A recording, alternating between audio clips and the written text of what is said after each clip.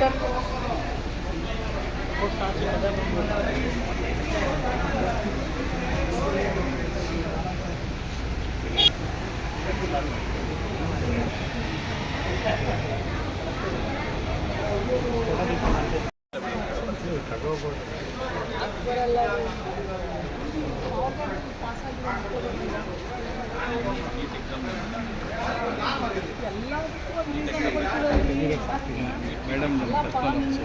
Option ಇದೆಯಾ ಈಗ ಜಾಸ್ತಿ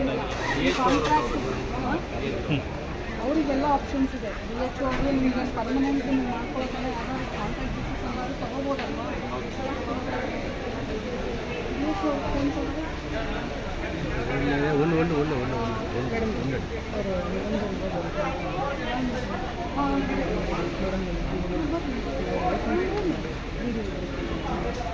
ಬರಬೇಕು, ನಾವು ಬಂದ್ಮೇಲೆ ಅವ್ರು ಬರಬೇಕಲ್ಲ. ಯಾಕೆ ಬರಲಿಲ್ಲ ನೀವು?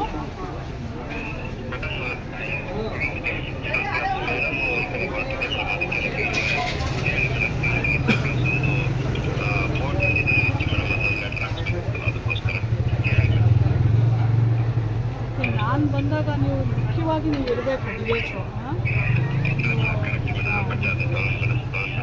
ಈಗ ಪಾವಗಡ ಆಸ್ಪತ್ರೆಯಲ್ಲಿ 11 ಜನ ಡಾಕ್ಟರ್ಸ್ ಇರಬೇಕು, ಅದರಲ್ಲಿ ಬರೀ 3 ಜನ ಇದ್ದಾರೆ.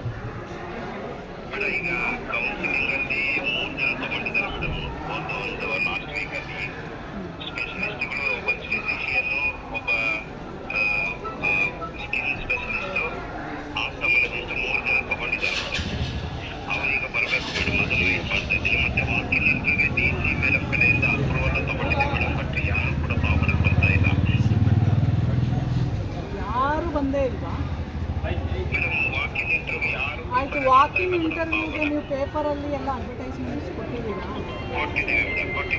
ಅದನ್ನು ನನಗೆ ಕಾಪಿ ಹಾಕಿ.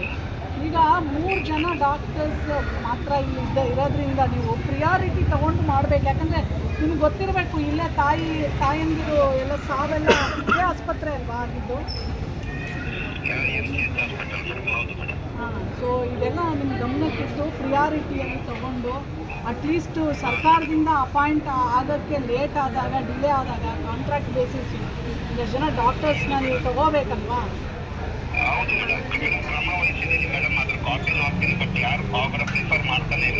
ನೀವು ಯಾವಾಗ ಮಾಡಿದ್ದೀರಾ? ನೀವು ಕಾಂಟ್ರಾಕ್ಟ್ ಬೇಸಿಸ್ ಯಾವಾಗ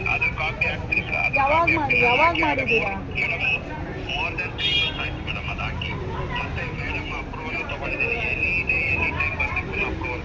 ಅಲ್ಲ, 3 ಮಂತ್ಸು ತುಂಬ ರೀಸೆಂಟ್ ಆಯಿತು. ಇದಕ್ಕೆ ಮುಂಚೆ ಮಾಡ್ಬೋದಿತ್ತಲ್ವಾ ನೀವು?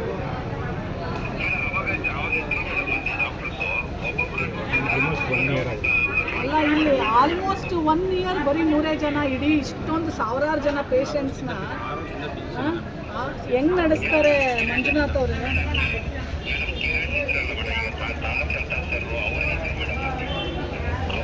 ಇಲ್ಲಿ ಒಬ್ಬರು ಫಿಸಿಷಿಯನ್ 6 ವರ್ಷದಿಂದ ಒಬ್ಬರು ಫಿಸಿಷಿಯನ್.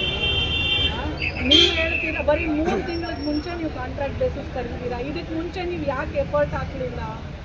ಇಷ್ಟೊಂದೆಲ್ಲ ಸಾವು ನೋವುಗಳ ಮಧ್ಯೆ ಪಾವಗಡ ಆಸ್ಪತ್ರೆ ನಡೀತಾ ಇದೆ. ಇದನ್ನು ನೀವು ಯಾಕೆ ಜವಾಬ್ದಾರಿಯಿಂದ ನೀವು ತಗೊಳ್ಳಿಲ್ಲ? ಅವಶ್ಯಕತೆ ಇದೆ, ದಯವಿಟ್ಟು ಪ್ರಯಾರಿಟೈಸ್ ಮಾಡಿ ಅಂತ ಹೇಳ್ಬಿಟ್ಟು ಅದರಲ್ಲಿ ಮತ್ತೆ 6 ಜನ ಏನು ಕಾಂಟ್ರಾಕ್ಟ್ ಅಲ್ಲಿ ಇದು 1 ಇಯರ್ ರೂಲನ್ನು ಹಾಕಿದ್ರು ಮೇಡಮ್. ಅವರು ಈಗ ಎಕ್ಸಾಮ್ಗೆ ಅಂತ ಅನ್ಅಥರೈಸ್ ಅಪ್ಡೇಟ್ ಆಗಿದ್ದಾರೆ 6 ಜನ ವಿದ್ಯಾರ್ಥಿಗಳು MBBS. ಅದು ಒಂದು ಸಮಸ್ಯೆ ಆಯಿತು ಮೇಡಮ್. ಯಾಕಂದ್ರೆ PG ಹೋದ್ರಲ್ಲ ಮೇಡಮ್, ಏನು ನೀಟ್ ಬರೀಲಿಕ್ಕೆ ಅವ್ರು ಮತ್ತೆ ವಾಪಸ್ ಬಂದರೆ 6 ಜನ ಬರ್ತಾರೆ ಮೇಡಮ್. ಮತ್ತೆ ನೀವು ವಿತ್ ರೆಕಾರ್ಡ್ಸ್ ನೀವು ನನಗೆ ರಿವ್ಯೂ ಮೀಟಿಂಗಿಗೆ ಬನ್ನಿ. Then I will speak. 2 ದಿನ ಬರ್ತಂದು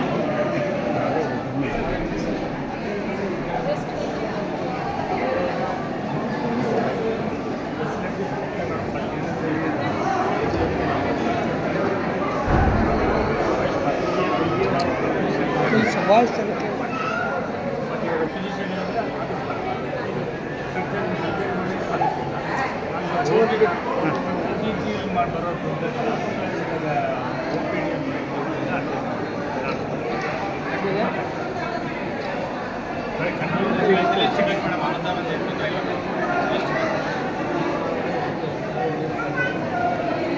ಏನು ಕೆಲಸ ಇಲ್ಲ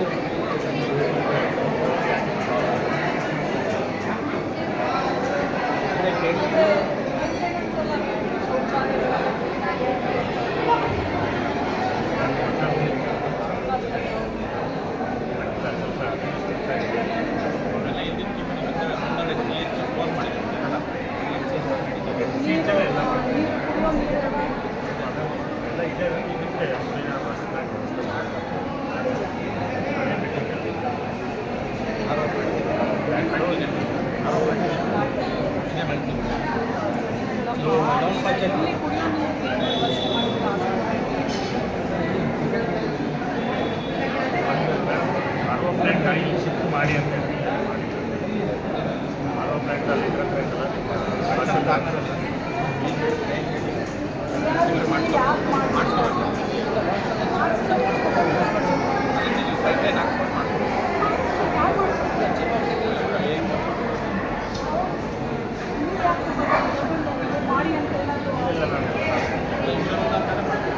ಆಯ್ತಪ್ಪ ಅನ್ನೋದಾದ ಕೃಷ್ಣ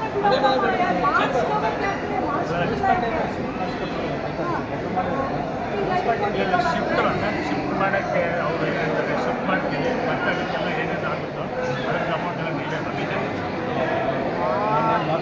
ಅದು ಅದಕ್ಕೆ 1 ಲಕ್ಷ ಮೇಲೆ ಆಗುತ್ತೆ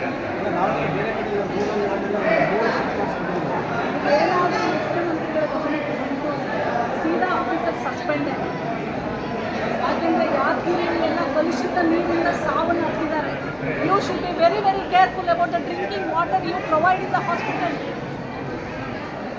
ಕ್ಯಾನ್ಸ್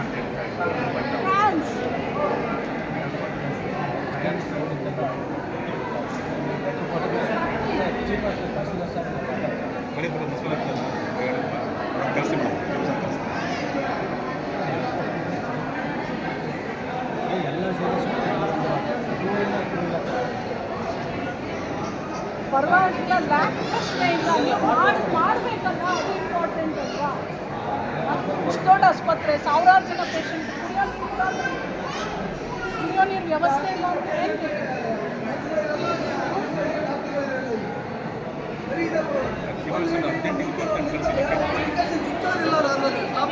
ಡಾಕ್ಟರ್ ಬಂದು ನನ್ನ ಹತ್ರ ಹೋದವಲ್ಲ ಒಂದು ಅರ್ಧ ಗಂಟೆಯಿಂದ ಕಾಲವರು ಪಾಪ ಮುಚ್ಚು ಸ್ವಲ್ಪನಾದರೂ ಯೋಚನೆ ಇಲ್ಲ. ನಾಳೆ ನಿಂಗೆ ಇಲ್ಲಿ ಹೊರಗಡೆ ನಡಿ ಅಂತ ಅಂದರು. ನೋಡಿ ಮೇಡಮ್, ನಮ್ಮ ಪರಿಸ್ಥಿತಿ ಇದು ದೇವಸ್ಥಾನ ಮೇಡಮ್. ಇಲ್ಲಿ ನಮ್ಮ ಪಾವಗಡದಲ್ಲಿ ದೇವಸ್ಥಾನದಲ್ಲಿ ದೇವರಿಲ್ಲ ಅಂದರೆ ಎಲ್ಲಿ ಹೋಗ್ತಾರೆ ಮೇಡಮ್? ನಮ್ಮ ಪಾವಗಡ, ನಮ್ಮ ಕರ್ನಾಟಕದಲ್ಲಿ ಬರಪೀಡಿತ ಪ್ರದೇಶ ಅಂದರೆ ನಮ್ಮ ಪಾವಗಡದಲ್ಲಿ ಊಟಕ್ಕೆ ನಡೆಯೋದು ತುಂಬ ಕಷ್ಟ ಇದೆ. ಅಂಥದ್ರಲ್ಲಿ ಹೆಚ್ಚು ಕಡಿಮೆ ಆದರೆ ಆಕ್ಸಿಡೆಂಟ್ ಆದರೆ ಎಲ್ಲಿಗೆ ಹೋಗ್ತಾರೆ ಹೇಳಿ? ಎಲ್ಲಿಗೆ ಹೋಗ್ತಾರೆ ಹೇಳಿ? ಹಾಂ, ಡಾಕ್ಟ್ರ್ ಇಲ್ಲ, ಎಲ್ಲಿಗೆ ಹೋಗ್ತಾರೆ ಹೇಳಿ? ಇಲ್ಲಿಗೆ ಬಂದರೆ ಡಾಕ್ಟ್ರ್ ಇಲ್ಲ, ತುಮಕೂರು ಹೋಗ್ಬೇಕು, ದುಡ್ಡಿಲ್ಲ.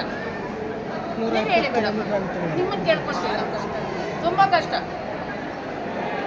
ತುಮಕೂರು ಹೋಗ್ಬೇಕು, ಆಂಬುಲೆನ್ಸ್ ಇಲ್ಲ, ಬೇರೆ ಮಾಡು ಸರ್. ಒಂದೊಂದು ಟೈಮ್ ಆಂಬುಲೆನ್ಸ್ ಇಲ್ಲ ಸರ್, ನಾನು ನೋಡಿದ್ದೀನಿ.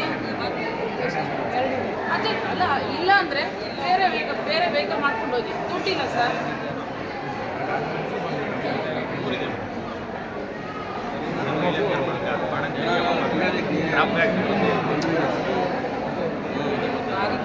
ತುಂಬ ತೊಂದರೆ ಇದೆ ನಮಗೆ. ಇದೊಂದು ಅನುಕೂಲ ಮಾಡಿಕೊಡ್ಬೇಕಾಗಿ ನಿಮ್ಮಲ್ಲಿ ಕಳಕಳಿಯಾಗಿ ವಿನಂತಿ ನಾನು ಕೇಳ್ಕೊತಾ ಇದ್ದೀನಿ ಮೇಡಮ್. ನನಗೋಸ್ಕರ ಅಲ್ಲ, ಜನಗಳಿಗೋಸ್ಕರ ನಾವು ಸೇವೆ ಮಾಡೋದು. ನಮಗೋಸ್ಕರ, ನನ್ನ ಮಕ್ಕಳಿಗೋಸ್ಕರ ಮಾಡ್ತಾ ಇದ್ದೀವಿ. ನೀವು ನೋಡಿ ಹೆಂಗಿದೆ ನೋಡಿ, ನಮ್ಗೆ ಹಾಸ್ಪಿಟ್ಲ್ ಪರಿಸ್ಥಿತಿ ಹೆಂಗಿದೆ ನೋಡಿ. ಎಷ್ಟು ಜನ ಸತ್ತೋಗಿದ್ರು, ಹೋಗ್ತಾ ಪ್ರಾಣ ಸತ್ತೋಗಿರೋ ಎಷ್ಟು ಜನ ಇರ್ಬೋದು ಹೇಳಿ ಮೇಡಮ್? ನಮಗೆ ಡಾಕ್ಟ್ರ್ ಬೇಕು ಮೇಡಮ್. ಇಲ್ಲಿ ನಾವು ಸಹಾಯ, ನಿಮ್ಮಿಂದ ಸಹಾಯ ಮಾಡಬೇಕಾಗಿತ್ತು ಅಷ್ಟೇ. ನೋಡಿ ಮೇಡಮ್, ಎಷ್ಟು ಜನ ಅನುಭವಿಸ್ತಾ ಇದ್ದಾರೆ, ಎಷ್ಟು ಜನ ಡೆತ್ ಆಗ್ತಿದ್ದಾರೆ ನೋಡಿ ಒಂದ್ಸಲ ಕಣ್ಣಾರೆ ನೀವು. ಲೆಟ್ರ್ ಬರೆಯೋಕ್ಕೆ ಟೈಮ್ ಇಲ್ಲ ಮೇಡಮ್, ನನಗೆ ಗೊತ್ತಾಗಿಲ್ಲ. ರಾತ್ರಿ 11:15ಗೆ ನನಗೆ ಮೆಸೇಜ್ ಹಾಕಿದ್ರು, ಆವಾಗ ನೋಡಿದೆ ನಾನು. ದಯವಿಟ್ಟು ನಮಗೆ ಬೇಕಾಗಿರೋದು ನಮ್ಮ ಪ್ರಜೆಗಳಿಗೆ, ನಮ್ಮ ಜನಗಳಿಗೆ ಅನುಕೂಲ ಮಾಡಿಕೊಡ್ಬೇಕಾಗುತ್ತೆ. ತಮ್ಮಲ್ಲಿ ನಾನು ಕಳೆ ಪ್ರಾರ್ಥನೆ ಮಾಡ್ಕೊತಾ ಇದ್ದೀನಿ ನಿಮ್ಮ ಹತ್ರ. ಜಿಲ್ಲಾ ಉಸ್ತುವಾರಿ ಸಚಿವರು ಮತ್ತು ಮುಖ್ಯಮಂತ್ರಿಗಳ ಗಮನಕ್ಕೆ ತಂದು ಏನು ಮಾಡಿಸ್ಬೋದು ಅದನ್ನು ಆ ನಿಟ್ಟಿನಲ್ಲಿ ಮೇಡಮ್ ಅವರೇ, ಇಲ್ಲಿ ಕುಡಿಯೋಕ್ಕೆ ನೀರು ಅನುಕೂಲ ಮಾಡಿಕೊಡ್ರಿ. ನೀರಿದ್ದಿಲ್ಲ ಮೇಡಮ್, ಮೇಯ್ನು ಎಲ್ಲನ ಹೊರಗಡೆಯಿಂದ ಬಂದಾಗ ನೀರಿಲ್ಲ ಮೇಯ್ನು. ಎಲ್ಲಿದ್ದಾರಂತೆ ಶಂಶರ್ದ ಬೇಗ ಬರೋ ಕೇಳಿದ್ವಿ ಹಾಸ್ಪಿಟಲ್ಗೆ.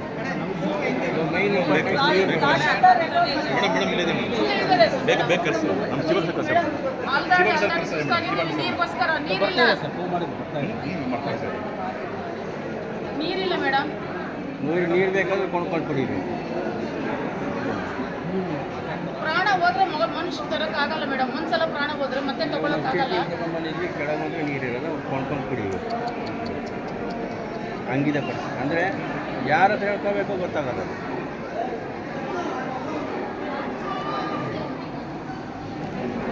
ಹಂಗಿದೆ. ನಿಮ್ಮ ಕಣ್ಣಾಗ ನೀವು ನೋಡಿ, ನಾವು ಹೇಳೋದಲ್ಲ, ನೀವು ನೋಡಿ ಗೊತ್ತಾಗುತ್ತೆ ನಾವು ಇರೋದು ಹೇಳ್ತೀವಿ.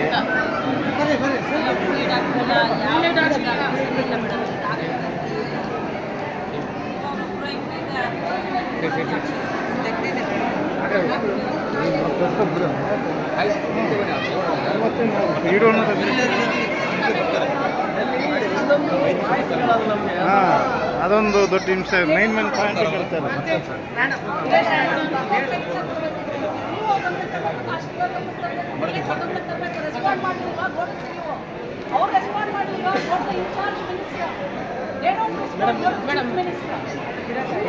ಸ್ವಲ್ಪ ಇವಾಗ ಅದೇ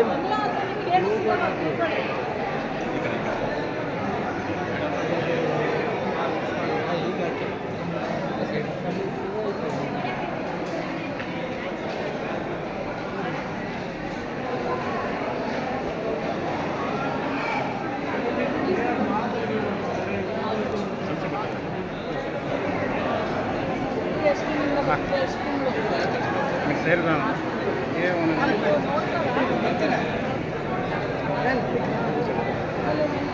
అయిపోయిందా మనం అయిపోయింది.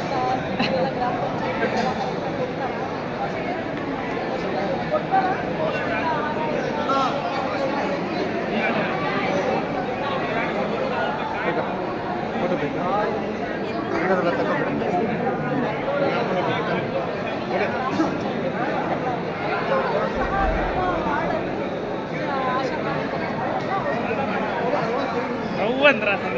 ఇనిపడేదా బే షేర్ చేసుకోవడం లేదు.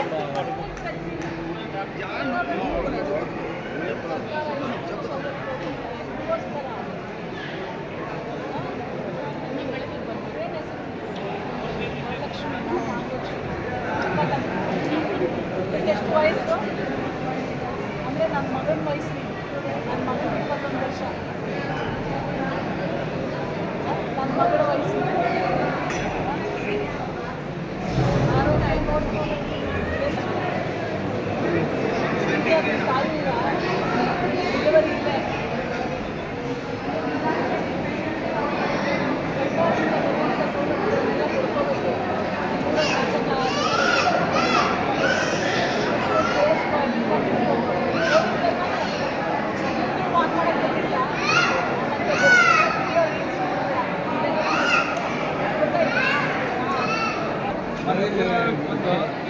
ನಾವು ಡಾಕ್ಟರ್ ಅಂತ ಅದಕ್ಕಿಂತ ಸ್ವಲ್ಪ ಜನ ಇದಾಗ್ತಾರೆ. ಅದು ಸ್ವಲ್ಪ ಕಂಟ್ರೋಲ್ ಮಾಡಬೇಕು. ಒಂದು ಊರಲ್ಲೇ ಡೆಂಗ್ಯೂ ನಾವು ಡಾಕ್ಟರ್ ಬಂದು ಇಂಜೆಕ್ಷನ್ ಗ್ಲೂಕೋಸ್ ಎಲ್ಲ ಆಗ್ತದೆ. ಎಲ್ಲ ಊರಿಗೆ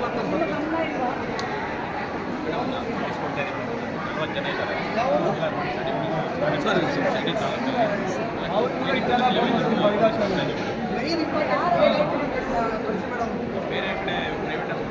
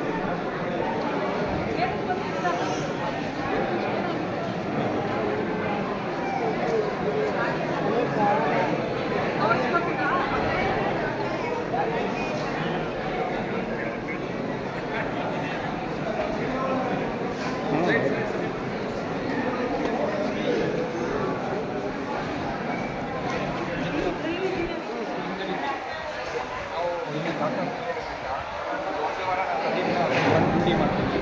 ಇಲ್ಲಿಂದ 40 ಕಿಲೋಮೀಟ್ರ್ ಇದೆ ಮೇಡಮ್. ಅದು ನಮ್ಮದು ಕಾಂಟ್ರಾಕ್ಟ್ ಡಾಕ್ಟರ್ಸ್ ಆಗಿರೋದ್ರಿಂದ ನಮಗೆ ಟ್ರಾವೆಲ್ ಅವೇನ್ಸ್ ಕೊಡ್ತಾ ಇಲ್ಲ. ನಮ್ಮದು ಸ್ಯಾಲ್ರಿ ಕೂಡ ಕಮ್ಮಿ ಇರುತ್ತೆ ಮೇಡಮ್, 60,000 ಇರುತ್ತೆ. ಅದರಿಂದ ಟ್ರಾವೆಲ್ ಮಾಡೋದು ಸ್ವಲ್ಪ ಎಕ್ಸ್ಪೆನ್ಸ್ ಇಲ್ಲ ಆಗುತ್ತೆ. ನಾವು ಯಾವತ್ತು ಬರ್ತೀವೋ ಅವತ್ತು ಟ್ರಾವೆಲ್ ಎಲ್ಲ ಬೇಕು. ಅವರು ಕಾಂಟ್ರಾಕ್ಟ್ ಬೇಸಿಸ್ ತೊಗೊಂಡಿದ್ದಾರೆ. ಹಾಂ, ತಗೊಂಡಿದ್ದೀವಿ. ಸೊ ನಿಮಗೆ ಯಾವಾಗ ಬೇಕಾದ್ರೂ ಬರ್ಬೋದಾ ಆ ಥರ? ಇಲ್ಲಿ ಡಾಕ್ಟರ್ಸ್ ಇರೋದ್ರಿಂದ ಒಂದಿನ ಡೆಲಿವರಿಯಿಂದ ಎಲ್ಲ ಡಾಕ್ಟರ್ ಮಾಡ್ತಿರೋ PHC ಅವರು ನಾವು 40 ಕಿಲೋಮೀಟ್ರಿಂದ ಬರಬೇಕಲ್ಲ, ಅದಕ್ಕೆ ನಮ್ಮ ಎಕ್ಸ್ಪೆನ್ಸು ಸ್ವಲ್ಪ ಜಾಸ್ತಿ ಆಗಿದೆ. ಟ್ರಾವೆಲಿಂಗ್ ಬಸ್ ಕನ್ವೀನಿಯನ್ಸ್ ಇಲ್ಲ, ಪ್ರೈವೇಟ್ ವೆಹಿಕಲ್ ಆದ್ದರಿಂದ ಒಂದು ಟ್ರಾವೆಲ್ ಎಲ್ಲ ನನ್ನ ಮಾತಾಡ್ತೀನಿ. ಕಿರಣ್ ಎಲ್ಲಿದ್ದಾರೆ? ಅವ್ರ ನಂಬರ್ ತಗೊಳ್ಳಿ, ಅದನ್ನು ನಾನು CEO ಗಮನಕ್ಕೆ ತಂದ್ಬಿಟ್ಟು ಅದನ್ನು ಮಾಡಿಸೋಕ್ಕೆ ಸ್ಯಾಲ್ರಿ ಲಾಸ್ಟ್ ತಿಂಗಳು 4 ತಿಂಗಳ ಸ್ಯಾಲ್ರಿ ಆಗಲಿಕ್ಕೆ ಎಲ್ಲ ಮಾಡಿ ಹಾಕ್ಸ್ಕೊಂಡಿದ್ದೀವಿ. ಲಾಸ್ಟ್ 2 ತಿಂಗಳು ಸರ್ ಬಂದೆಲ್ಲ ಮಾಡಿಕೊಂಡಿದ್ದಾರೆ. ಸರ್ ಬಂದೆಲ್ಲ ಮಾಡಿಕೊಂಡಿದ್ದಾರೆ.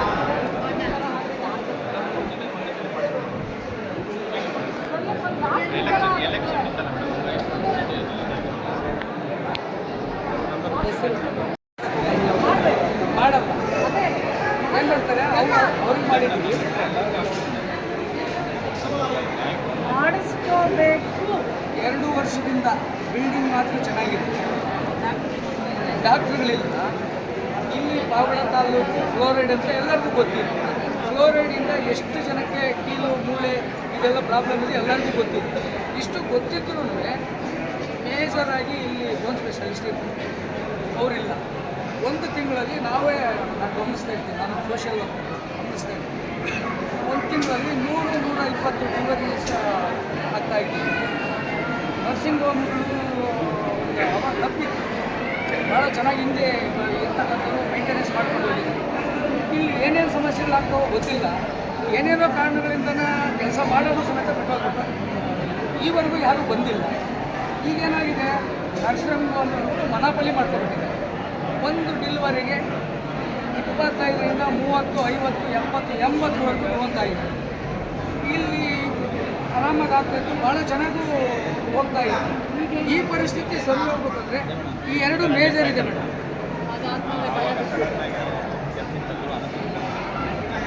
ಅವ್ರ ಜಾಗಕ್ಕೆ ಯಾರು ಬರ್ತಿಲ್ಲ. ಅವರೇ ಬರಕ್ಕೆ ಕಂಡಿದ್ದಾರೆ ಮೇಡಮ್. ಆಯ್ಕೆ ಮಾಡ್ತೀವಿ ಪಕ್ಕ CHC ಇದ್ದಾರೆ.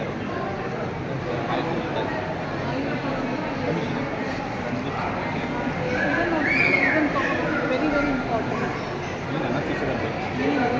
ಸಸ್ಪೆಂಡ್ ಮಾಡಿದ್ಮೇಲೆ ಇಲ್ಲಿ ರಿಕ್ರೂಟ್ ಮಾಡಿಲ್ಲ, ಮತ್ತೆ ಸಸ್ಪೆಂಡ್ ಆದ್ಮೇಲೆ ಮತ್ತೆ ಬಂದಿದ್ದಾರೆ ಮೇಡಮ್. ಹೆಂಗೆ ತಗೊಂಡು ಬೇರೆ ಆಮೇಲೆ ಪಕ್ಕದಲ್ಲಿ ಇರೋರು ಒಬ್ಬರು ಬರ್ತಾರೆ ಅಂತ ಹೇಳಿ ಇದನ್ನೆಲ್ಲ ನಾವು DC ಜೊತೆ ರಿವ್ಯೂಗೆ ಹಾಕ್ಕೊಬೇಕು. ಹಿಂಗವಲ್ಲ ಹಾಸ್ಪಿಟ್ಲ್ ಒಳಗೆ ಸುಮಾರು ಕಳ್ಳಿ ಎಲ್ಲ ಬರ್ತೈತೆ. ಅಲ್ಲಿ ಬರ್ತಾ ಆದರೆ ಡಾಕ್ಟ್ರು ಸರಿಯಾಗಿ ರೆಸ್ಪಾನ್ಸ್ ಮಾಡ್ತಾ ಇಲ್ಲ. ಅಲ್ಲಿ ಏನು ಡ್ಯೂಟಿ ಟೈಮಿಗೆ 10-11 ಗಂಟೆ ಆಗಿಂದ 12 ಗಂಟೆ ಆಗುತ್ತೆ ಬರ್ತಾರೆ. ಆಮೇಲಿಂದ ಮತ್ತೇನು ಮಾಡ್ತಾರೆ, 3 ಗಂಟೆ ಅದೇ ಹೋಗ್ತಾರೆ, 2 ಗಂಟೆಗೂ ಹೋಗ್ತಾರೆ. ಯಾಕಂತ ಕೇಳಿದ್ರೆ ನಾವು ಪ್ರಶ್ನೆ ಮಾಡಿದರೆ ಪಾವಗಡದಲ್ಲಿ ಡ್ಯೂಟಿ ಐತೆ, ನಮ್ಮನ್ನು ಅಲ್ಲಿಗೆ ಹಾಕಿದ್ದಾರೆ ಡ್ಯೂಟಿ ಅಡ್ಜಸ್ಟ್ಮೆಂಟಿಂಗ್. ಅಲ್ಲಿ ಆಂಧ್ರ ಮತ್ತು ಸುತ್ತು ಕರ್ನಾಟಕ ಕಡಿತರ ತಾಲೂಕು ತಿರುವೂರು ಡಿಸ್ಟ್ರಿಕ್ಟ್ ಎಲ್ಲ ಸುತ್ತು ಅಲ್ಲಿ ಹಳ್ಳಿ ಬರೋದು. ಸರೌಂಡ್ ಇದೆ ಸರಿಯಾಗಿ ವ್ಯವಸ್ಥೆ ಇಲ್ಲ. Lingadalli madam, place circle place madam, circle place madam. Circle place madam ದಯವಿಟ್ಟು ಈಗ ಅದ್ರ ಬಗ್ಗೆ ಗಮನ ತಗೊಂಡು ಸರಿಯಾಗಿ ಪೇಷನ್ಸ್ ಮಾಡ್ತಾ ಇಲ್ಲ ಅಲ್ಲಿ ಡಾಕ್ಟರ್ಗಳು. ಡಾಕ್ಟರ್ಗಳಿಲ್ಲ, ಒಂದು ಕಾಲು ಅಷ್ಟೇ ಹೆರಿಗೆ ಮಾಡಿದ್ರು ಅಷ್ಟೇ ಹೋಗ್ರಿ ದುಡ್ಡಿರ್ತಾರೆ. ಏನು ಮಾಡ್ತಾರೆ, ಕೂಲಿ ಮಾಡ್ಕೊಂಡು ಏನು ಮಾಡ್ತಾರೆ ಮೇಡಮ್. ದಯವಿಟ್ಟು ನೀವು ಹಿಂದ್ಗಡೆ ಬಂದ್ಬಿಡಿ. ಪತ್ರಿಕೆಯಲ್ಲಿ ಪ್ರಿಂಟ್ ಹಾಕ್ಬೇಕು ಬೇಡ ಪಾವಗಡ ತಾಲೂಕು ಬೇರೆ ಕಡೆ PHC ಏನಂದ್ರು, ಅಷ್ಟು ದೊಡ್ಡ ಆಸ್ಪತ್ರೆ PHC ಇಷ್ಟು ದೊಡ್ಡದಿದೆ, ಏನು ಸವಲತ್ತುಗಳು ಇದ್ರೂ ರೆಡಿ ಇಲ್ಲ, ಮಾಡ್ಕೊಳ್ಳೋಕ್ಕೂ ರೆಡಿ ತಯಾರಿಲ್ಲ. ಏನು ಇಲ್ಲಿ ಹಿಂಗಿದ್ದಾರೆ ಅಂತ ಕೇಳಿದ್ರೆ ಪ್ರತಿಯೊಂದು ಪೇಷಂಟು ಇಲ್ಲಿ ಕಳಿಸ್ತಾರೆ. ಯಾಕೆ ನೀವು ಬೇರೆ PHCಗಳ ಥರ ಅಲ್ಲೂ ನೀವು ನಾರ್ಮಲ್ ಡೆಲಿವರಿ ಅಂಥವನ್ನೆಲ್ಲ ಯಾಕೆ ಮಾಡಬಾರ್ದು? ಯಾಕೆ ಎಲ್ಲ ಇಲ್ಲಿ ನೋಡಿ ಕಳಿಸ್ತಿದ್ದೀರಾ? ಯಾಕೆ ಬೇರೆ PHC ಗಳ ಥರ ಈ ಥರ ಯಾಕೆ ಮಾಡ್ತಾ ಇಲ್ಲ? 50% ಸಿಸೇರಿಯನ್ ಸೆಕ್ಷನ್ ಆಗಿರುತ್ತೆ madam previous second pregnancy. PHC ಅಲ್ಲಿ ಯಾಕೆ ಎಲ್ಲ ಮೀಟಿಂಗಲ್ಲೂ ಆಶಾ ವರ್ಕರ್ಸ್ಗೆ ಫಸ್ಟ್ PHC ಕರ್ಕೊಂಡು ಬಂದು ಆಮೇಲೆ ಅದೇ ಎಕ್ಸ್ಪ್ಲೇಷನ್ ಕೊಡ್ತೀಯಲ್ಲಪ್ಪ ಕಿರಣ್. ನಾನು PHC ಹಾಲತ್ ನೋಡಿದ್ನಲ್ಲ, ನೀವು ಒಂದಾದರೂ ನಾನು ಎಷ್ಟು PHC ವಿಸಿಟ್ ಮಾಡಿದ್ದೀನಿ, ಬಟ್ ಪಾವಗಡ PHCಯಲ್ಲಿ OPD ಲಿಟ್ರಲಿ ನೀವು ಮಾಡ್ತಾ ಇರೋದಲ್ಲಿ ಅಷ್ಟು ದೊಡ್ಡ PHC ಯಾಕೆ ಬೇಕು ನಿಮ್ಗೆ OPD ಕೆಲಸಕ್ಕೆ? ಸರ್ಕಾರದ ದುಡ್ಡು ಯಾಕೆ ವೇಸ್ಟ್ ಮಾಡ್ತೀರಾ? ಅಲ್ಲಿ ನೋಡಿದ್ ಲೈವ್ ನೋಡ್ಬಿಟ್ವಲ್ವಪ್ಪ, ಒಂದು ಹುಡುಗ ಬಂದ್ರೆ ಆ ಹುಡುಗನ್ನ ಆದ್ರೂ ಎಲ್ಲ ಲೋಡ್ ಇಲ್ಲ ಆಗ್ತಿರಲ್ಲ. PHC ಯಾಕೆ ಎಷ್ಟು ಮಾಡಬೇಕು? PHC ಯಾಕೆ ಅಷ್ಟು ಮಾಡ್ತಾ ಇಲ್ಲ? ಬೇಸಿಕ್ ಆಗಿ ಎಲ್ಲ ವ್ಯವಸ್ಥೆನೇ ತಪ್ಪೋಗ್ಬಿಟ್ಟಿದೆ. ರೆಕಾರ್ಡ್ ಮಾಡಿದ್ದೀನಿ. ಪಂಚಾಯತಿ ಒಳಗೆ ಇಷ್ಟೊಂದು ಅವ್ಯವಸ್ಥೆಯಾದ ಎಲ್ಲ ಟೋಟಲ್ ಎಲ್ಲ ಈ ಥರ ಇದೆ. ನಮಗೆ ಯಾಕೆ ಡೆಂಗ್ಯೂ ಜ್ವರ ಬರೋಕ್ಕಿಲ್ಲ, ಸರಿಯಾಗಿ ಕ್ಲೀನ್ ಮಾಡ್ತಾ ಇಲ್ಲ, ಇಲ್ಲಿ ಎಲ್ಲ ರೆಕಾರ್ಡ್ ಮಾಡಿದ್ದೀನಿ ನಾನು. ರೆಕಾರ್ಡ್ ಮಾಡಿದ್ದೀನಿ. ಈಗ ನೀವೇ ಎಲ್ಲ ಮಾಡಕ್ಕೆ ನಿಮ್ಮ ಕೆಳಗಡೆ ಇಷ್ಟೊಂದು ಸಿಸ್ಟಮ್ ಇದೆಯಲ್ಲ, ಅದನ್ನು ಕರೆಕ್ಟಾಗಿ ನೀವು ರಿವ್ಯೂ ಮಾಡಕ್ಕೆ ಆಗ್ಬೋದಲ್ಲ? ನೀವು ಜಸ್ಟ್ ಒಂದು ಸರ್ಪ್ರೈಸ್ ವಿಸಿಟ್ ಮಾಡಿ ಎಲ್ಲ ಕಡೆ ನೀವು ಬರ್ತೀರಾ ಅಂತ ಅವ್ರಿಗೆ ಗೊತ್ತಾದರೆ, ಅಧಿಕಾರಿ ಹೇಳಿದರೆ ನೀವು ಸರ್ಪ್ರೈಸ್ ವಿಸಿಟ್ಟು ನೀವು ಇಡೀ ಪಾವಗಡ ಡಿಸ್ಟ್ರಿಕ್ಟಲ್ಲಿ ನೀವು ಮಾಡಿದ್ರೆ ಅವ್ರಿಗೆ ಭಯ ಇರುತ್ತಲ್ವಾ? ನೀವು ಯಾಕೆ ಮಾಡಲ್ಲ?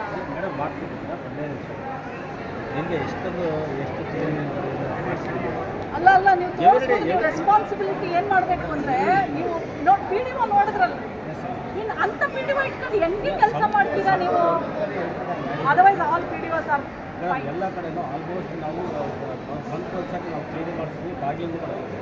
ಪ್ರತಿ ಪಂಚಾಯತಿಗೆ ಒಂದೊಂದು ಫಾಗಿಂಗ್ ಮಿಷನ್ ಪರ್ಚೇಸ್ ಮಾಡ್ತೀವಿ. ಮೊನ್ನೆ ಡೆಂಗು ಜಾಸ್ತಿ ಆಗಿದ್ದು ಪರ್ಚೇಸ್ ಮಾಡಿಸಿದ್ವಿ ಮೇಡಮ್. ಎಲ್ಲ ಕಡೆನೂ ಫಾಗಿಂಗ್ ಮಾಡ್ತೀವಿ. ಮಾಡಿಲ್ಲ ಸರ್, ಇಲ್ಲ ಒಂದಾರು ಟೂ ಕಡೆ ಎಲ್ಲ ಕಡೆ ಐದು ಕೆಲಸ ಇಲ್ಲ. ಹೌದಾ? ಬಟ್ ಅದು ಸ್ವಚ್ಛತೆ ಕಾಪಾಡ್ತಾ ಇದ್ದಾರೆ. ನಾನು ವಿಡಿಯೋ ತೋರಿಸಿದ್ದು ಎಷ್ಟು ಗಲೀಜಿದೆ ಪಂಚಾಯತ್ ಒಳಗಡೆ, ನಮ್ಮೂರು ಒಳಗಡೆ ಚರಂಡಿ ಎಷ್ಟಿದೆ. ಡಾಕ್ಟರ್ ಯಾಕೆ ಅನ್ಬೇಕು ನಾವು? ನಾನು ಹೇಳೋದು ನೀವು ಕರೆಕ್ಟಾಗಿ ನಿಮ್ದು ಇರಬೇಕು ಜವಾಬ್ದಾರಿ. ಅಕೌಂಟಬಿಲಿಟಿ ಕೇಳಿ. ಇದೆಲ್ಲ ಯಾಕಾಗುತ್ತೆ? When government has given crores of rupees for this, ನೀವು ಯಾಕೆ ನೀವು ರಿವ್ಯೂ ಮಾಡ್ತಾ ಇಲ್ಲ? ನೀವು ಯಾಕೆ ಕೆಳಗಡೆ ಆಫೀಸರ್ಸ್ನ, ಕೆಳಗಡೆ ಸರ್ಕಾರಿ ನೌಕರನ ಅಕೌಂಟಬಿಲಿಟಿ ಯಾಕೆ ತಗೊಳ್ತಾ ಇಲ್ಲ ನೀವು?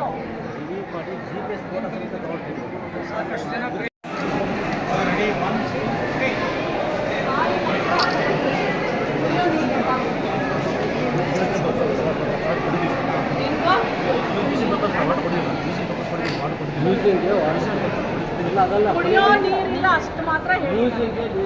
ಕುಡಿಯೋ ನೀರು, ತಾಯಿ ಮಕ್ಕಳ ಆಸ್ಪತ್ರೆಯಲ್ಲಿ ಕುಡಿಯೋ ನೀರಿಲ್ಲ. ಯಾಕೆ?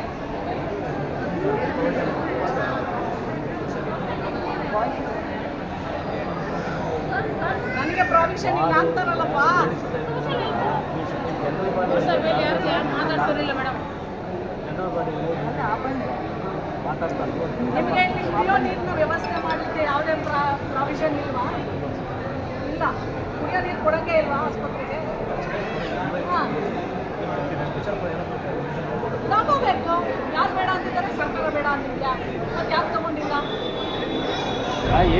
ಯಾಕಪ್ಪ ತಗೊಂಡಿಲ್ಲ? ತಗೋಬೇಕಲ್ಲ, ಯಾಕೆ ತಗೊಳ್ಳಿಲ್ಲ? ನಿಮ್ಮ ಕೆಲಸ ನೀವು ಮಾಡಿ. ಸರ್ಕಾರ ಏನು ಹೇಳಿಲ್ವಲ್ಲ, ನೀವು ನೀರು ಕೊಡಬೇಡಿ, ಕುಡಿಯೋ ನೀರು ಕೊಡಬೇಡಿ ಅಂತ ಹೇಳಿಲ್ವಲ್ಲ ಆಸ್ಪತ್ರೆಗೆ. ಮತ್ತೆ ಯಾಕೆ ಮಾಡಲಿಲ್ಲ? ಬಾಳಂತಿ ಬಸ್ರಿಯರಿಗೆ ನೀರೇ ತಂದ್ರಿ ಬೇಕು ನೀವು ಕುಡಿಯುವಾಗಿ.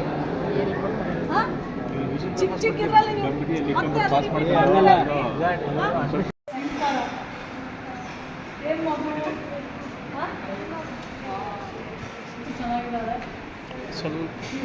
ಏನಿನ ಹೆಸರು? ಏನು ಗುರಿ? ನಾಗರತ್ನ, ನಾಗಶ್ರೀ, ನಾಗಮಣಿ, ನೋಡಿ ಸರ್, ಬೇಗ ಆಯ್ತಾ? ನನ್ನ ಹೆಸರು ಚೆನ್ನಾಗಿ ನೋಡ್ಕೊಳ್ತಾರ. ಡೆಲಿವರಿ ಮಾಡೋಕ್ಕೆ ಯಾರು ಡಾಕ್ಟ್ರು ಯಾರು ದುಡ್ಡು ಕೇಳ್ತಾರ? ಏನಿಲ್ಲ. ನಿಮಗೆಲ್ಲ ಊಟ ಇದೆಲ್ಲ ಕರೆಕ್ಟಾಗಿ ಎಲ್ಲ ಕೊಡ್ತಾರೆ. ಎಷ್ಟು ವಯಸ್ಸು ನಿಮಗೆ? ಎಷ್ಟು ವರ್ಷಕ್ಕೆ ಮೊದಲು ನಾವು ಓದಲಿಲ್ವಾ ನೀನು? ಎಷ್ಟು ಚೆನ್ನಾಗಿದೆ. ಅವಳನ್ನಾರು ಓದಿಸ್ತೀಯಾ? ಹಾಂ, ಮದುವೆ ಮಾಡ್ತೀಯಾ? ಓದಿಸ್ತೀಯಾ? ಸರಿ, ಒಳ್ಳೆಯದಾಗಲಿ.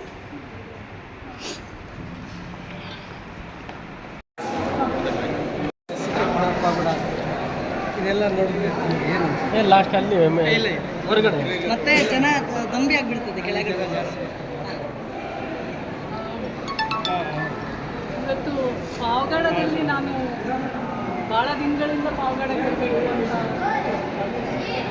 ಸೊ ಹಾಗಾಗಿ ನನ್ನ ಪ್ರಿಯಾರಿಟಿ ಲಿಸ್ಟಲ್ಲಿ ಪಾವಗಡನೂ ಭಾಳ ಫಸ್ಟಲ್ಲಿ ಬರುತ್ತೆ. ನಾನಿವತ್ತು CK ಗ್ರಾಮ ಪಂಚಾಯತ್ ಮೊದಲು ನಾನು ವಿಸಿಟ್ ಮಾಡಿದ್ದೆ. ಅಲ್ಲಿ ನಾನು PHC ಹೋದಾಗ PHCಯಲ್ಲಿ ವ್ಯವಸ್ಥೆ ಇದೆಯಲ್ಲ, ಅದು ಅನುಕೂಲವಾದಂಥ ವ್ಯವಸ್ಥೆನ ನಾನು ಕಾಣಲಿಲ್ಲ. ಯಾಕಂದರೆ ಅಲ್ಲಿ ಲೈವ್ ಆಗಿ ನಾನೊಂದು ಇನ್ಸಿಡೆಂಟ್ ನೋಡಿದೆ. ಅದು 8 ವರ್ಷದ ಹುಡುಗ ಕಾಲು ಗಾಯ ಆಗಿ ಬಂದಿದ್ದನ್ನು ಅವ್ನು ಹೆಂಗೆ ಟ್ರೀಟ್ಮೆಂಟ್ ಮಾಡಿದ್ರು ಅವ್ರು ಮಾಡಿರೋ ಟ್ರೀಟ್ಮೆಂಟ್ ಮೇಲೆ ಆ ಮಗು ಕಾಲೆಲ್ಲ ಹೆಂಗೆ ಸೆಪ್ಟಿಕ್ ಆಗಿ ಸ್ವೆಲ್ಲಿಂಗ್ ಆಗಿ ಅದೆಲ್ಲ ನನಗೆ ಒಂದೇನು ಹೇಳ್ತು ಅಂತಂದರೆ ಆಸ್ಪತ್ರೆಯಲ್ಲಿ ಸರಿಯಾಗಿ ಸ್ಪಂದಿಸ್ತಾ ಇಲ್ಲ ಅನ್ನೋ ಒಂದು ಅನಿಸಿಕೆ. ಎರಡನೇದೇನಂತಂದರೆ ಅಲ್ಲಿ ಡಾಕ್ಟ್ರಿಗೆ ಏನೋ ಮಾಹಿತಿ ಹೆಚ್ಚಾಗಿ ಗೊತ್ತಿಲ್ಲ. ಅಲ್ಲಿ ಒಬ್ಬ ಎಲ್ಲದಕ್ಕೂ ಆ ನರ್ಸಿಂಗ್ ಆಫೀಸರ್ನ ಕೇಳ್ತಾ ಇದ್ದೆ. Treatment most of the times ಅವರೇ ಮಾಡ್ತಾರೋ ಏನೋ ನನಗೆ ಗೊತ್ತಿಲ್ಲ. ಯಾಕಂದರೆ ಅವತ್ತು ಆ ಮಗುಗೆ ಮಾಡಿದವನು ಅವನೇ. ಅದು ಅಲ್ಲಿನ ಮತ್ತು ಗ್ರಾಮ ಪಂಚಾಯತಿ ಮಟ್ಟದಲ್ಲಿ ಎಲ್ಲರನ್ನೂ ಕರೆಸಿದ್ವಿ ನಾವು. ಅರಿವಿನ ಕೊರತೆ, ಅವರಿಗೆ ಅವರ ಹಕ್ಕುಗಳ ಬಗ್ಗೆನೇ ಗೊತ್ತಿಲ್ಲ. ಹಳ್ಳಿ ಗ್ರಾಮ ಅಂದಾಗ ಬಡತನ, ಕಷ್ಟದ ಬದುಕು, ಇದನ್ನೆಲ್ಲ ನಾನಲ್ಲಿ ಕಂಡೆ. ಭಾಳಷ್ಟು ನೋಡಿದ್ದೇನಂತಂದರೆ PDO ಸ್ಪಂದನೆ ಸರಿ ಇರಲಿಲ್ಲ.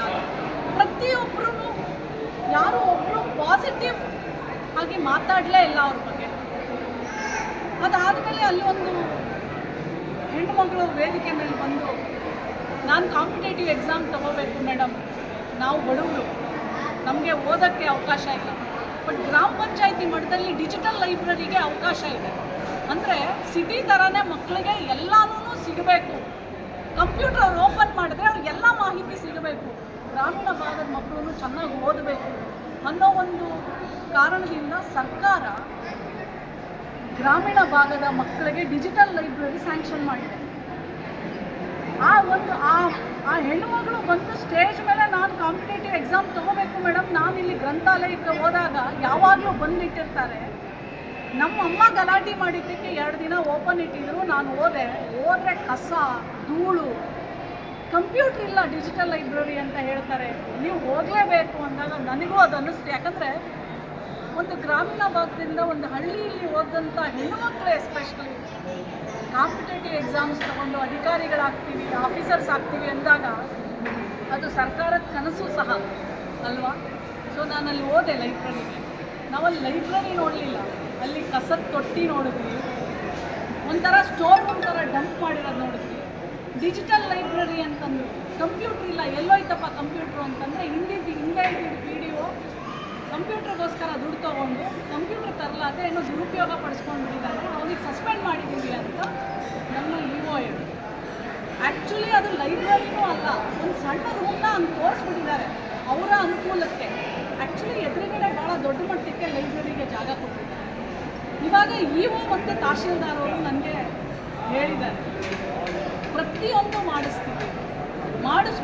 ಮಾಡಿಸ್ಲೇಬೇಕು, ವರದಿ ಕೊಡಲೇಬೇಕು. ಇದನ್ನು ನಾನು ಇಲ್ಲಿ ತನಕ ಬಿಡಲ್ಲ. ನಾನು ಯಾವುದೇ ಜಾಗಕ್ಕೆ ಹೋದರೆ ಅದಕ್ಕೆ ಕೆಲಸ ಮಾಡಿಸೋ ತನಕ ಬಿಡೋದಿಲ್ಲ.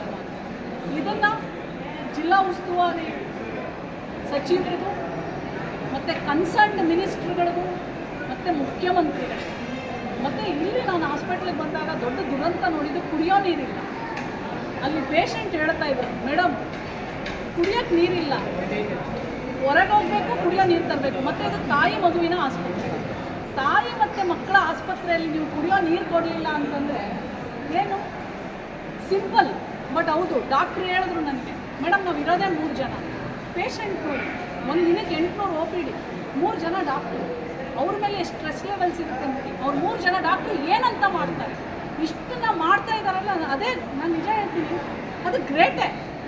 ಅವರು ಇವಾಗ ನಾನು ಬೆಳಗ್ಗೆಯಿಂದ ಒಂದೇ ಸಮ ನಾನು ವಾಶ್ರೂಮ್ ಕೇಳಿದೆ, ಟಾಯ್ಲೆಟ್ ಎಲ್ಲಿದೆ ಡಾಕ್ಟ್ರೆ, ನಿಮ್ಮ ಚೇಂಬರ್ಗೆ ಕರ್ಕೊಂಡೋಗಿ, ನಾನು ಸ್ವಲ್ಪ ವಾಶ್ರೂಮ್ ಯೂಸ್ ಮಾಡಬೇಕು.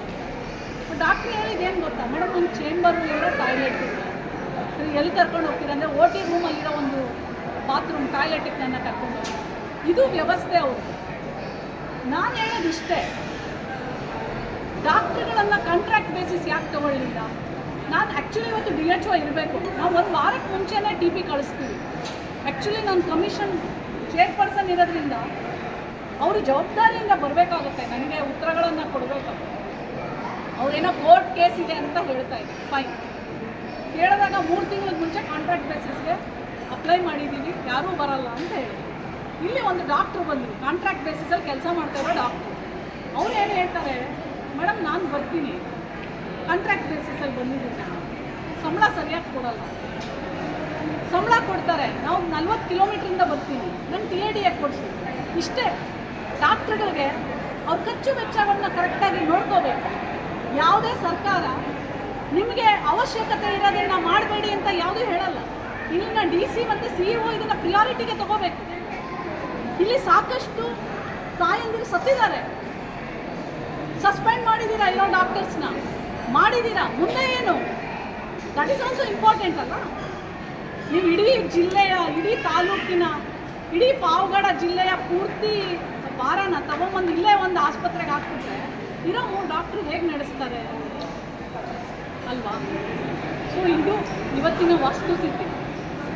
ಸೊ ಮಿಕ್ಕಿದ್ದು ಮುಂದೆ ಆಗ್ತದೆ.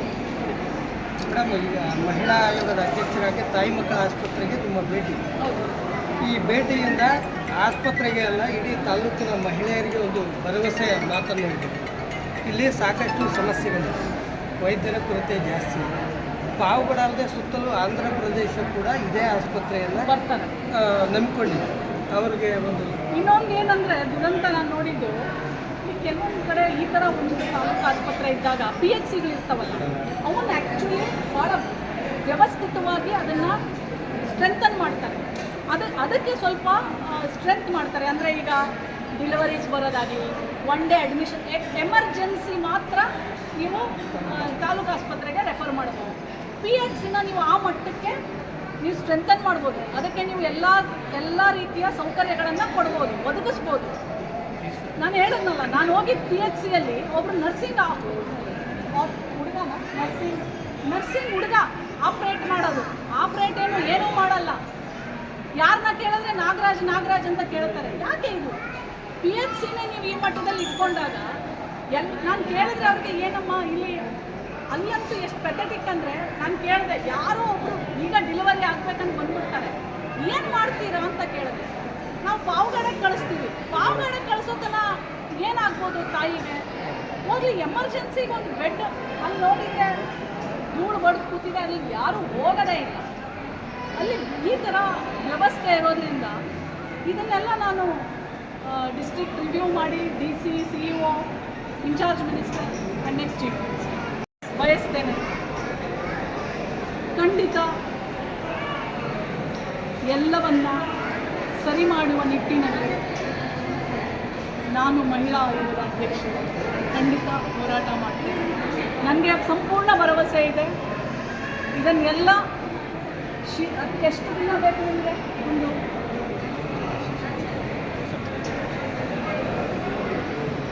ಇನ್ನೊಂದು 3-4 ತಿಂಗಳಲ್ಲಿ ಪ್ರತಿಯೊಂದನ್ನು ಸರಿ ಮಾಡುವ ನಿಟ್ಟಿನಲ್ಲಿ ಇಡೀ ಸರ್ಕಾರದ ಅಧಿಕಾರಿಗಳು, ನೌಕರರು ಮಾಡ್ತಾರೆ ಅಂತ ನಾನು ನಿಮಗೆ ಭರವಸೆ ಕೊಡ್ತೇನೆ. ಮಧ್ಯಾಹ್ನ 12 ಗಂಟೆವರೆಗೂ ಹಾಸ್ಪಿಟಲ್ ಓಪನ್ ಮಾಡಲಿಲ್ಲ ಅಂತ ಮಾಧ್ಯಮದವರೆಲ್ಲ ಸುದ್ದಿ ಮಾಡಿದ್ರು. ಈಗ ಅದನ್ನು ಈಗ ಅಲ್ಲಿ ಒಬ್ರು ಹೇಳಿದ್ರು, PHCಯಲ್ಲಿ ಡಾಕ್ಟ್ರೇ ಇರಲ್ಲ, ನೀವು ಅದನ್ನು ಡಾಕ್ಟ್ರು ಟೈಮಿಗೆ ಬರಲ್ಲ, ಟೈಮಿಗೆಲ್ಲ ನೋಡ್ಕೋಬೇಕು, PHO ನೋಡ್ಕೋಬೇಕು. ನೀವು ತಾಲೂಕು ಆರೋಗ್ಯ ಅಧಿಕಾರಿನಪ್ಪ, ನೀವು ಒಂದಿನ ಹಾಕ್ತಾರೆ, ಪ್ರತಿದಿನ ಹಾಕ್ತಾರೆ. ಆಮೇಲೆ ಆಯ್ತು ನೀವು ಅದನ್ನ ಏನಾಗುತ್ತೆ ನೀವು PHCನ ಸ್ಟ್ರೆಂಥನ್ ಮಾಡಿದಾಗ ನೀವು ಅವ್ರನ್ನ ಶಿಫ್ಟ್ ಮಾಡೋದಿಲ್ಲ. ಪರ್ಮನೆಂಟ್ ಸೊಲ್ಯೂಷನ್ಸ್ ಎಲ್ಲ ಫೈಂಡ್ ಔಟ್ ಮಾಡಬೇಕು. ನೀವು ಎಲ್ಲದಕ್ಕೂ ಒಂದು ರೀಸನ್ ಕೊಡಬಾರ್ದು. ಒಂದು ಚಿಕ್ಕ ವಿಷಯಕ್ಕೂ ರೀಸನ್ ಕೊಡ್ತೀವಿ. ರೀಸನ್ ಕೊಡಬೇಕು. ಇರೋ ವ್ಯವಸ್ಥೆಯಲ್ಲಿ ಏನೇನು ಮಾಡ್ಬೋದು ಅದು ಮಾಡಿ. ಈಗ ನೀವು ಅವ್ರ ನಮ್ಮ DHO ಜಿಲ್ಲಾ ಆರೋಗ್ಯ ಅಧಿಕಾರಿ ಕೇಳಿದ್ರೆ ಅವ್ರೇನು ಹೇಳ್ತಾರೆ, 3 ತಿಂಗಳ ಮುಂಚೆ. ಯಾಕೆ 3 ತಿಂಗಳು? 1 ವರ್ಷಕ್ಕೆ ಮುಂಚೆ ಕೊಡಬೇಕಾಗಿತ್ತು ನೀವು ಕಾಂಟ್ರಾಕ್ಟ್ ಬೇಸಿಸ್. 3 ತಿಂಗಳು ಯಾಕೆ ಮಾಡುತ್ತೆ? ತಾಯಿಯಂದಿಗೆ ಸತಿ ಎಷ್ಟು ದಿನ ಆಯಿತು? ಆಲ್ಮೋಸ್ಟ್ 1 ವರ್ಷ ಹತ್ರ ಆಯ್ತಲ್ಲ. ಎಷ್ಟು 6-7 ತಿಂಗಳಾಯ್ತಾ? ಆಯ್ತು ಮೇಡಮ್. ಯಾಕೆ ಮಾಡಲಿಲ್ಲ ನೀವು? ಈಗ ಇಲ್ಲಿ ಬಂದಿರೋ ಡಾಕ್ಟ್ರಿಗೆ ನೀವು ಸರಿಯಾಗಿ ಸಂಬಳ ಕೊಡಲ್ಲ ಅಂದರೆ ಬೇರೆ ಡಾಕ್ಟ್ರುಗಳು ಬರ್ತಾರೆ. ನೀವು ಏನೇನು ತಪ್ಪು ಮಾಡ್ತಾ ಇದ್ದೀರಾ ಅದನ್ನು ತಿಳ್ಕೊಳ್ಳಿ. ಡಾಕ್ಟ್ರು ಅಷ್ಟೆಲ್ಲ ಕಷ್ಟಪಟ್ಟು ಹೋಗ್ಬಿಟ್ಟು ಅವ್ರಿಗೆ ಸರಿಯಾಗಿರೋ ಸಂಬಳನೂ ಕರೆಕ್ಟ್ ಟೈಮ್ ಕೊಡಲ್ಲ ಅಂತಂದರೆ ಯಾರು ಬರ್ತಾರೆ? ನೀವು PHCಗಳಲ್ಲಿ ಡಾಕ್ಟ್ರು ಎಷ್ಟು ಟೈಮಿಗೆ ಹೋಗ್ತಾರೆ, ಎಷ್ಟು ಬಯೋಮೆಟ್ರಿಕ್ ಇಲ್ವಾ? ಸಂಬಳ ಏನು ಮಾಡ್ತಾರೆ? ನೀವು ಸಂಬಳ ಕರೆಕ್ಟಾಗಿ ಕೊಟ್ಟರೆ ಕರೆಕ್ಟಾಗಿ ನೀವು ಬಯೋಮೆಟ್ರಿಕ್ ನೋಡೋಲ್ಲ ತಹಶೀಲ್ದಾರ್ ಅವರೇ. ಅಲ್ಲ ಬಯೋಮೆಟ್ರಿಕ್ಕು ಯಾಕೆ ನೀವು ನೋಡಲ್ವಾ? ಮತ್ತೆ ಹೆಂಗೆ ಡಾಕ್ಟ್ರು ಇರಲ್ಲ ಅಂತ ಹೆಂಗಿದೆ? ಜನ ಎಲ್ಲ ಹೇಗೆ ಹೇಳ್ತಾರೆ?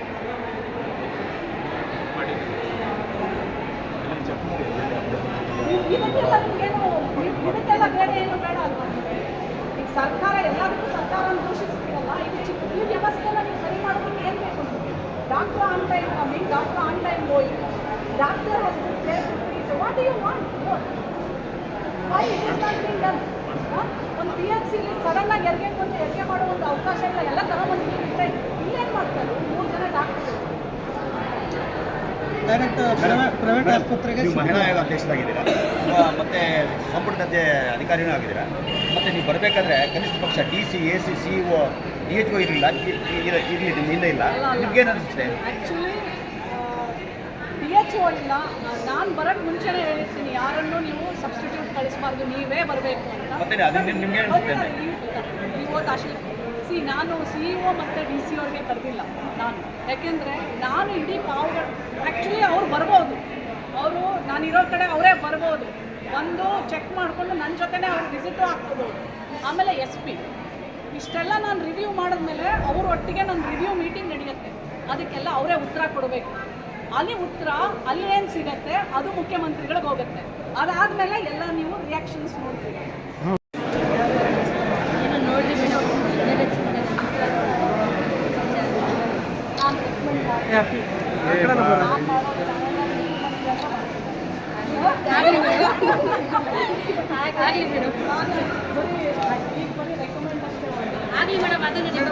ಇಲ್ಲಿ ಡಾಕ್ಟರ್ಸು ತಪ್ಪು ಮಾಡಿದ್ರು ಅಂತೇಳಿ ಸಸ್ಪೆಂಡ್ ಮಾಡಿದ್ರು. ಸಸ್ಪೆಂಡ್ ಮಾಡಿದವ್ರಿಗೆ ಇದನ್ನು ನಿಯೋಜನೆ ಮಾಡಬೇಕು ಅನ್ನೋ ಅದನ್ನು ನಾನು ಕೇಳಿದಿಲ್ವ? ಅದನ್ನು ನಾನು ಕೇಳಿದ್ನಲ್ಲ. ಮತ್ತೆ ನೋಡಿ ಅಂತ ಹೇಳ್ಬಾರ್ದು ಮೇಡಮ್. ಅವ್ರ ಮಗ ಡೆತ್ ಆದ್ರು ಪಾಪ, ಇವ್ರ ಮಗ ಡೆತ್ ಆದ್ರು ಬಂದು ಏನಾಯ್ತು ಪಾಪ? ಆಕ್ಸಿಡೆಂಟ್ ಆಗಿ. ನೀವು ಯಾವ ಜನ ಅಂತ ಯಾವುದು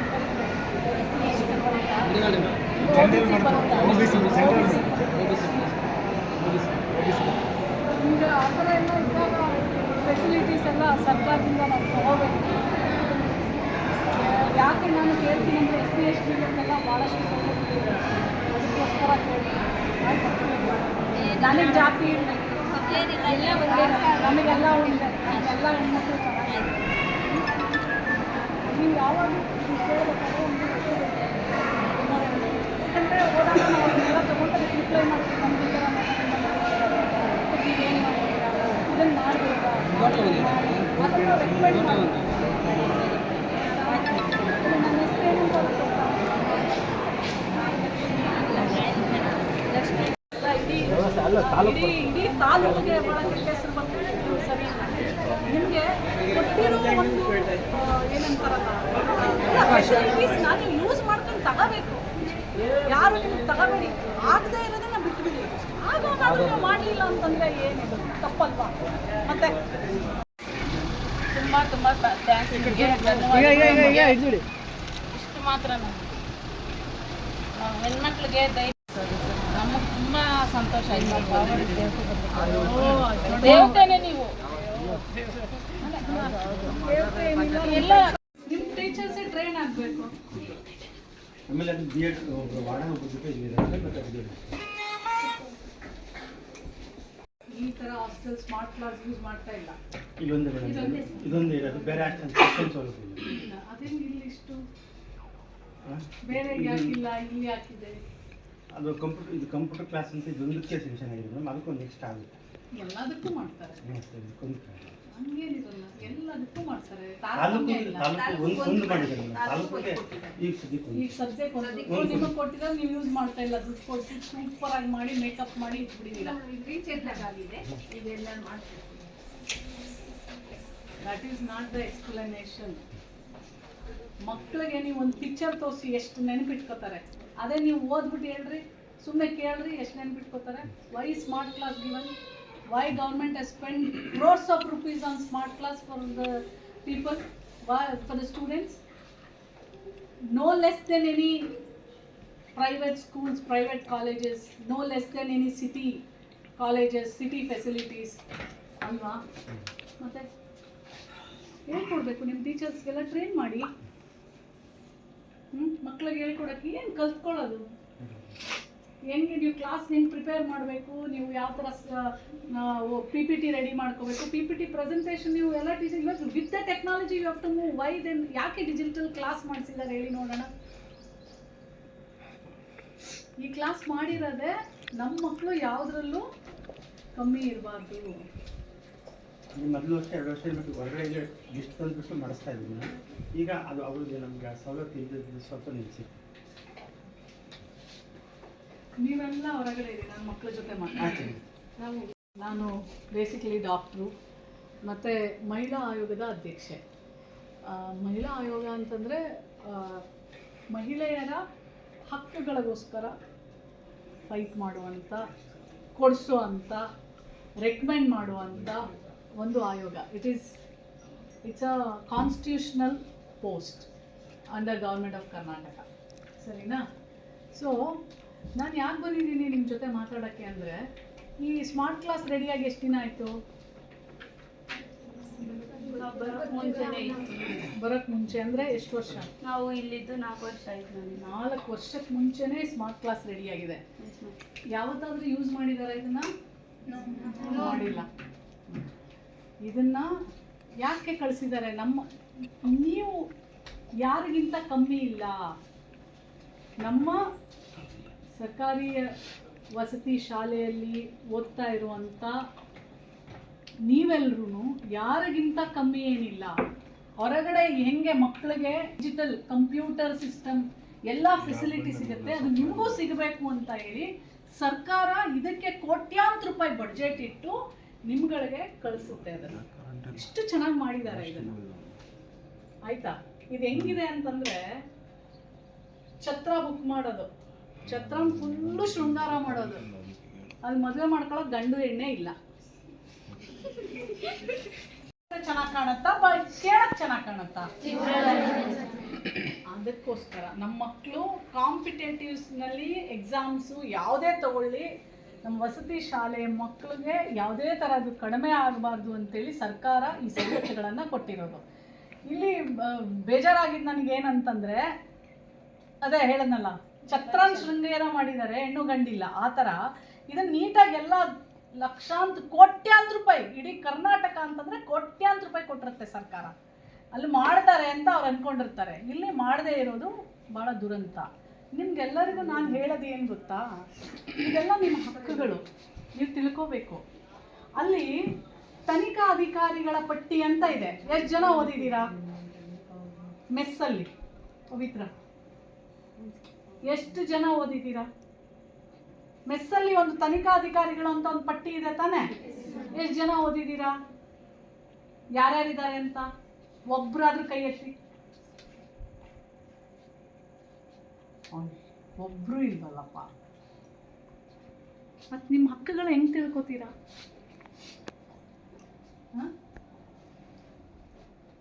ಓದಿ, ಅದು ತನಿಖಾಧಿಕಾರಿಗಳ ಪಟ್ಟಿ ಅಂತ ಮೆಸ್ಸಲ್ಲಿದೆ. ನೀವು ಅಲ್ಲೇ ತಾನೇ ಊಟ ಮಾಡೋದು? ಅಲ್ಲೇನಾ ಊಟ ಮಾಡೋದು? ನಿಮ್ದು ಮೆಸ್ ಚಾರ್ಟ್ ಇದೆ, ಅದನ್ನ ನೋಡಿದ್ದೀರಾ? ನೋಡಿದ್ದೀರಾ? ಅದ್ರ ಪಕ್ಕದಲ್ಲಿರೋ ಪಟ್ಟಿ ಓದಲಿಲ್ಲ ಮತ್ತೆ. ಏನಕ್ಕೆ ಹಾಕ್ತಾರೆ ಹೇಳಿ? ಪ್ರತಿ ಹಾಸ್ಟೆಲ್ನಲ್ಲಿ ಅದನ್ನು ಕಡ್ಡಾಯವಾಗಿ ಹಾಕಬೇಕು. ಯಾಕೆ ಹಾಕ್ತಾರೆ ಹೇಳಿ? ತನಿಖಾ ಅಧಿಕಾರಿಗಳು ಅಂದ್ರೆ ಏನು? ಎಸ್, ಮಾತಾಡ್ರಿ ತಂಗಿ.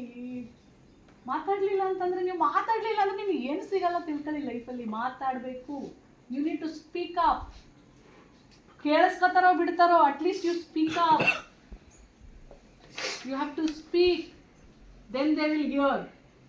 When you speak only they don't hear. When you don't speak do they hear you? ನಾವು ಮಾತಾಡಿದ್ರೇ ಕೇಳಿಸ್ಕೊಳ್ಳಲ್ಲ, ಮಾತಾಡದೇ ಇದ್ರೆ ಕೇಳಿಸ್ಕೊಳ್ತಾರಾ? ಇಲ್ಲ ಅಲ್ವಾ? ತನಿಖಾಧಿಕಾರಿಗಳ ಪಟ್ಟಿ ಯಾಕೆ ಹಾಕಿದ್ದಾರೆ ಅಂದರೆ, ಕೋಟ್ಯಾಂತರ ರೂಪಾಯಿ ಅನುದಾನ ನಿಮ್ಮ ವಸತಿ ಮಹಿಳಾ ವಸತಿ ನಿಲಯಗಳಿಗೆಲ್ಲ ಬರುತ್ತೆ. ಆ ದುಡ್ಡನ್ನ ನಿಮಗೆ ಕರೆಕ್ಟಾಗಿ ಉಪಯೋಗ ಮಾಡ್ಕೊಳ್ತಾ ಇದ್ದಾರಾ? ನಿಮ್ಗೆ ಕೊಟ್ಟಿರೋ ವ್ಯವಸ್ಥೆಗಳು ಏನಿದ್ದಾವೆ? ನಿಮಗೇನು ಸಿಗಲಿಲ್ಲ ಅಲ್ಲಿ ತನಿಖಾ. ಮೊದಲನೇದೇ ನಿಮಗೆ ಮಿನಿಸ್ಟ್ರ್ ಇದ್ದಾರೆ. ಮಿನಿಸ್ಟ್ರ್ ಹೆಸರು ಯಾರು? ನಿಮ್ಮ ಮಿನಿಸ್ಟ್ರು ಕೈ ಎತ್ತಬೇಕು ನೀವು. ಅವಾಗ ಅಟ್ಲೀಸ್ಟ್ ನಾನು ನಮ್ಮ ಹೆಣ್ಮಕ್ಳದು ಎಷ್ಟು ನಾಲೆಡ್ಜ್ ಇದೆ ಅಂತ ತಿಳ್ಕೊಂಡ್ಬಿಡ್ತೀನಿ ನಾನು. ನಿಮ್ಮ ಮಿನಿಸ್ಟ್ರು ಯಾರು ಗೊತ್ತಿದೆ ಅವ್ರು ಮಾತ್ರ ಕೈ ಎತ್ತಿ. ತಪ್ಪು ಹೇಳಿದ್ರು ಪರವಾಗಿಲ್ಲ, ಬಟ್ ಟ್ರೈ. ನನಗೇನು ಎಲ್ಲ ಗೊತ್ತಿದ್ದೇನು ಅವಾಗ ಬಂದಿಲ್ಲ. ನಾನು ಏನು ನಾನು ಫೇಲ್ ಆಗಿದ್ದೀನಿ, ಕಾಲೇಜಲ್ಲಿ ಫೇಲ್ ಆಗಿದ್ದೀನಿ. ನಾನು ಫೇಲ್ ಆಗಿದ್ರೆ ಏನು ಟ್ಯಾಲೆಂಟ್ಗೇನು ಕಡಿಮೆ ಇಲ್ಲ ಅಲ್ವಾ? ಸೊ ಕೈ ಎತ್ತರಿ. ತಪ್ಪು ಹೇಳಿದ್ರು ಪರವಾಗಿಲ್ಲ, ತಪ್ಪು ಹೇಳಕ್ಕಾರೋ ಒಬ್ರು ಕೈ ಎತ್ತರಮ್ಮ. ಒಬ್ರು ಕೈ ಎತ್ತು. ಸೂಪರ್. ಅವ್ರು ಕೈ ಎತ್ತಲು ಅಂತಂದ್ರೆ ಚಪ್ಪಾಳೆ ಹೊಡಿರಪ್ಪ. ತಪ್ಪು ಹೇಳ್ತಾರೋ ಸರಿ ಹೇಳ್ತಾರೋ ಅಟ್ಲೀಸ್ಟ್ ಹೇಳ. ಯಾರು ಮಿನಿಸ್ಟ್ರಾ? ನಿಮ್ಮ ಇಲಾಖೆ. ನಾನು ಮುಖ್ಯಮಂತ್ರಿ ಇರಲಿಲ್ಲ, ಸಮಾಜ ಕಲ್ಯಾಣ ಇಲಾಖೆಯ ಮಂತ್ರಿಗಳ ಹೆಸರೇನು? ಅವರಿಂದಾನೇ, ನಿಮ್ಮ ಇಲಾಖೆಯಿಂದಾನೇ, ನಿಮ್ಮ ಸಮಾಜ ಕಲ್ಯಾಣ ಇಲಾಖೆಯಿಂದಾನೇ ನಿಮ್ಗೆ ದುಡ್ಡು ಬರೋದು. ನಿಮ್ದೆಲ್ಲ ವಸತಿ ನಿಲಯಗಳು ನಡೀತಾ ಇದೆಯಲ್ಲ, ಕುತ್ಕೊ, ಬೇಜಾರು ಮಾಡ್ಕೋಬೇಡ. It's okay. ನೀನು ಎದ್ದಿಯಲ್ಲ, ಅಟ್ಲೀಸ್ಟ್ ಮುಖ್ಯಮಂತ್ರಿ ಎಷ್ಟು ಜನ ಗೊತ್ತು? ಕೈ ಎತ್ತಿ. ಮುಖ್ಯಮಂತ್ರಿ CM ನೀವು ಹೇಳ್ಬೇಡಿ ಸುಮ್ಮನೆ. ನಿಮ್ಮ ರಾಜ್ಯದ ಮುಖ್ಯಮಂತ್ರಿ ಹೆಸರು ಎಷ್ಟು ಜನ ಗೊತ್ತು? ಎಷ್ಟು ಜನ ಗೊತ್ತು? ಅವ್ರು ಅಷ್ಟು ಜನ ಕೈ ಎತ್ತಿ.